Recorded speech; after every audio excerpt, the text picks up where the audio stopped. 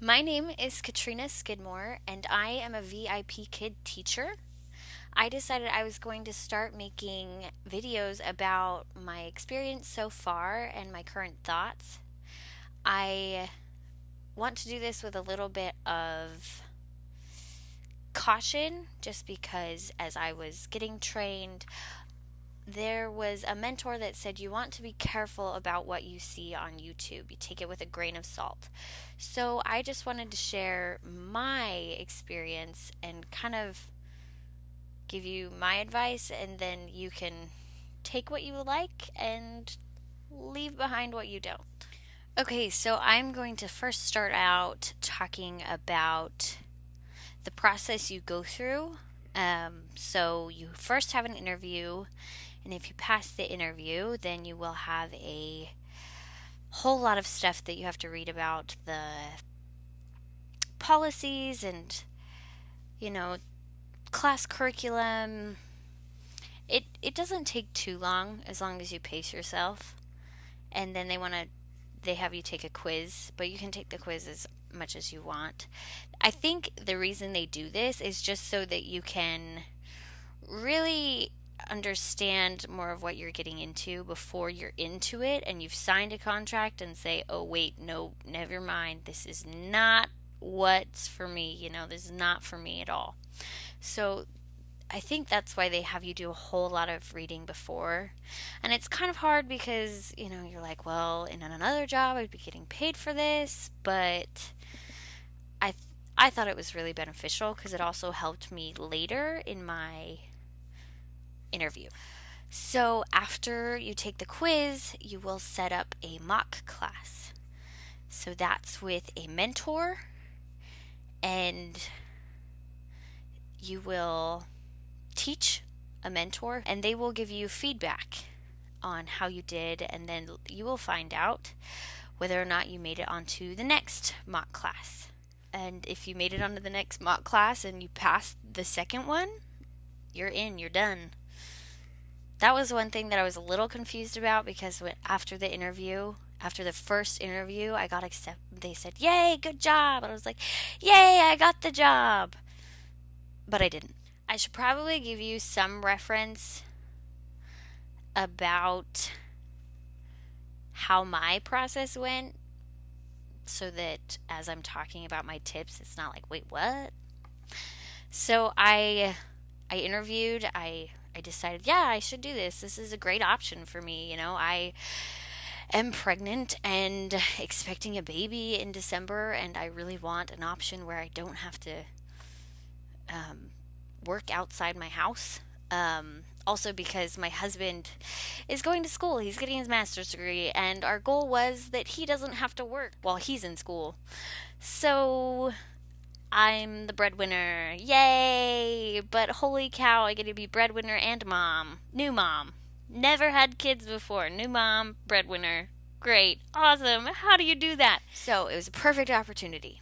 I was super excited. I did the whole quiz. I studied and I just dedicated a whole week. I was just like intense. I was there. I was on. I was just always studying on how I could improve. I was watching YouTube videos. I was trying to figure out you know, I need this job. But after the first interview, I was like, oh yeah, I've totally got it. I've got it in the bag because the person who referred me said as soon as you make it past the interview, you're good. You're in. You've got it. And so I was like, oh yeah, I've got it. It's in the bag. So I was like, and you go into a job saying, I own this, I own this place. Dress for the part. So anyway, I bought a bunch of stuff for my mock class, spent about a lot of money. I spent like $150 on Amazon and at IKEA. And I did my first mock class, and it was great. It was fantastic. My mentor was really helpful, and then I moved on to my second mock class, and I didn't pass, and I was heartbroken.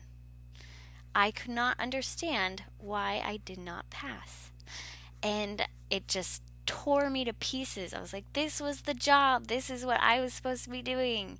It works perfect. But after a lot of thought and just really thinking about it, I decided to go for it again. I applied and I really took it with a grain of salt. I said, I have to do this and be okay with the end goal or with the end result, because it was going to be the last time I was doing it. So I interviewed. If you interview again, you can't do it live. So I had to video interview. I made it on. I made it past. I did my whole, I tried to balance my life a little bit more. I said, okay, I'm going to do VIPKID interview stuff for this amount of time, but I still have to do the dishes, I still have to actually spend time with my husband. And then I did my first mock class, and I was really kind of nervous, just because after the second mock class I was like, I can fail this, I'm not totally in. But a few hours later, I got an email saying, you got it. You don't even have to do a second mock class. It was really intense, at least emotionally for me, especially because I'm pregnant and a whole lot of hormones, and I was like, whoa! Anyway, yeah. So now that you have a context of where I came from, I want to give you just some really brief tips on what I would say you could consider. But I don't want you to think that this is what you have to do. So for the whole process, I would say be cautious about buying stuff, especially for your interview. Don't worry. If you want to buy stuff for your mock class, you can, but maybe be ready to return it. Just find stuff in your house. I made a puppet out of a sock and put eyeballs on it. It was great. I didn't even have a whiteboard, so I drew on a piece of paper. I still have my piece of paper with a mouse drawn on it. I was like, I'm not buying a mouse. Everybody says, buy a mouse so that you can show circling. I'm like, no, I don't have money. So I drew a mouse on a 3x5 card. Anyway, then, so use whatever you have. Pace yourself. If you want to watch the other YouTube videos, great, do it. Practice, but don't forget to be yourself. That was my biggest issue. I was just so I had so many ideas on what I had to do, and it just I forgot to be me and to have fun. And so take everything you hear with a grain of salt. The person who referred me, she wears a clown nose. I was like, I don't want to do that. When I first watched her video back in February, I was like, this is definitely not the job I want. I don't want to be putting a clown nose on and be like, hey! It wasn't, no. So, you gotta be yourself, and you have to be okay with what you decide to do. Some things that I didn't know as I went in, for your whole thing, they say after you pass the interview, they say you have 2 days to do the test quiz thing. And so they don't give you set dates, like please have this done by this day. And I think it's because of the big huge time difference. At least from Seattle to China, it's like 15 hours. They're ahead 15 hours. And so they say from the time that you complete this, you have 2 days to finish that.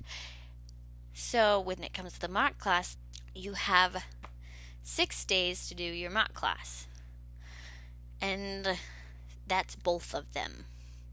So plan out your schedule so that you will be able to finish both. You can schedule them past those 6 days.